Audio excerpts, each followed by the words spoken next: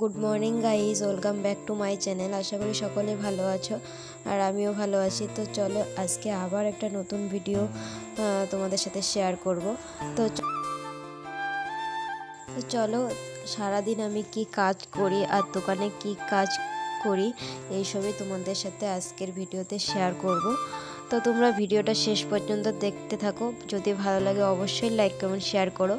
আর যদি আমার এই চ্যানেলে কেউ নতুন হয়ে থাকো, নতুন ভিডিও দেখছো, তো তারা প্লিজ সাবস্ক্রাইব করে দিও আমার চ্যানেলটা। তো চলো ভিডিওটা শুরু করা যাক। তো আজকে সকালবেলা ঘুম থেকে উঠে তো বাইরে একটু রাস্তায় বের হলাম।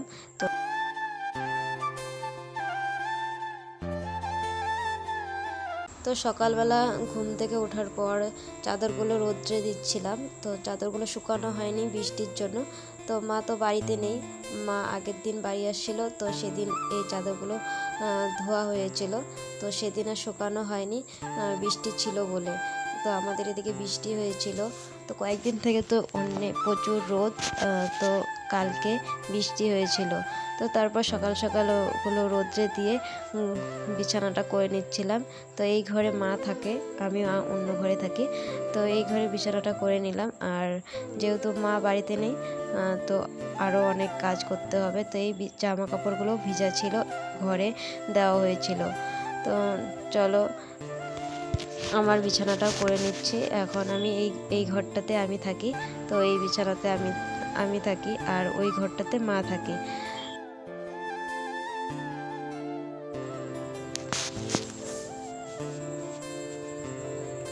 তো এরপর সকালবেলা বাবা জল নিয়ে আসছিলো।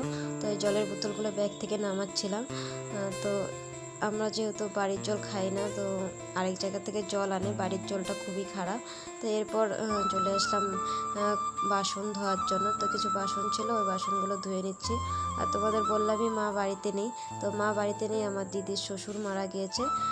তো এর জন্যই মা ওখানে আছে। তো প্রায় আজকে হলো 11 দিন হবে, 11-12 এরকম হয়ে যাবে। তো ওখানে আছে। তো মাঝখানে 2 দিন এসে বাড়িতে ছিল, আর এতদিন থেকে আমার দিদি বাড়িতেই আছে। তো এখন পূজাও চলে আসছে, আমারও একটু প্রবলেম হয় যেহেতু দোকানে কাজ হয়। তো পুজোর আগে আগে তো একটু বেশিই কাজ হয়।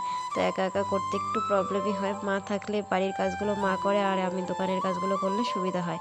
আর আর যখন মা বাড়িতে না থাকে, বাড়ির কাজ দোকানের কাজ, তখন একটু প্রবলেম হয়ে যায়।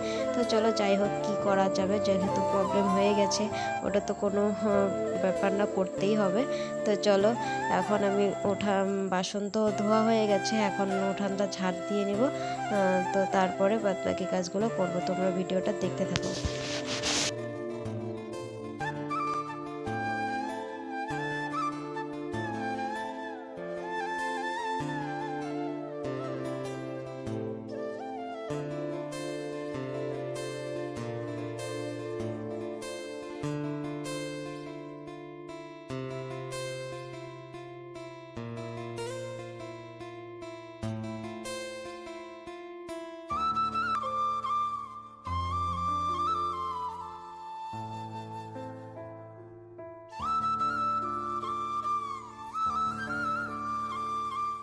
তো বাড়ির কাজ মোটামুটি সব কিছু হয়ে গেছে। তো এখন আমার দোকানে একজন আসলো। তো উনি ভুরু প্লাক করবে। তো আর কি করবে আমি জানি না, তোমরা ভিডিওটা দেখতে থাকলে তোমরা বুঝতে পারবে আর কি করবে। তো চলো ভিডিওটা তোমরা দেখতে থাকো। আর তোমরা আবারও অনেকেই জিজ্ঞেস করেছো আমার বাড়িটা কোথায়, তোমরা হেয়ার স্ট্রেটনিং করতে চাও বা হেয়ার স্মুথনিং করতে চাও। তো বলবো, যদি তোমরা দূরে কোথাও বাড়ি হয়ে থাকে তাহলে তো কুচবিহার আসতেই হবে। তো কুচবিহার থেকে সোজা হাই রোড আসবে, হাই রোড থেকে ঘোকসাডাঙ্গা হাই রোড থেকে জয়ন্তীর হাট মোড়েই বাড়ি আমার। অনেকেই তো জানো প্রিয়া দিদির বাড়ি। তো প্রিয়া দিদির বাড়ির পাশাপাশি আমার বাড়ি। তো যারা প্রিয়া দিদির বাড়ি চিনো তারা অবশ্যই আসতে কোনো প্রবলেম হবে না। আর তোমরা যারা আসবে তারা অবশ্যই আমাকে একটা কল করে এসো। তো আমি মাঝে সাঝে বাড়িতে থাকি না, আমি যেহেতু পড়াশোনা করি, কলেজেও যেতে হয়। তো আমাকে একটা কল করে তোমরা এসো।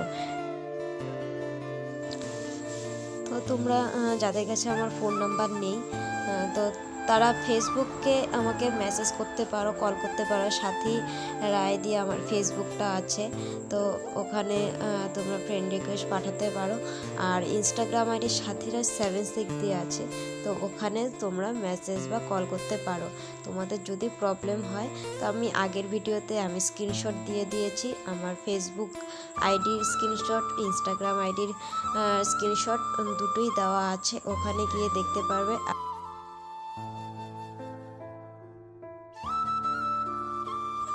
তো ভ্রু প্লাক তো আমার করা হয়ে গেছে। তো এরপর দিদিটা বললো যে আমার একটু চুলটা কেটে দাও। তো আমি বললাম যে কি কাট কাটবে, তো বললো যে কোনো কাট কাটবো না, জাস্ট একটু প্লেন করে কেটে দাও। তো আমি বললাম যে প্লেন কি করব, তো একটু রাউন্ডের মতো কেটে দে। তো বললো যে ঠিক আছে করো। তো আমি ওরকমই কাটার চেষ্টা করলাম। তো জানি না কেমন হয়েছে, তো পিছন দিকে দেখলে বোঝা যাবে, তো সামনের থেকে তো বোঝা যাবে না। তো এরপর আমি চলে আসলাম একটু বাজারে, আমি দর্জির দোকানে। তো একটু সেলাই করার ছিল, আমার একটা জামা সেলাই করা ছিল, তো ওই জামাটা সেলাই করার জন্যই আসছি। তো এখন এখানে একটু বসে আছি। তো ওই দিদিটারও পার্লার আছে, তো এখানে মানে ভ্রু প্লাক করা, একজন ভ্রু প্লাক করতে আসছিলো, এর জন্য একটু সময় লেগেছিলো। তো চলো আজকে ভিডিওটা এখানেই শেষ করব। ভালো লাগলে অবশ্যই লাইক কমেন্ট শেয়ার করো। তো চলো আজকের জন্য টাটা, সবাই ভালো থেকে সুস্থ থেকো।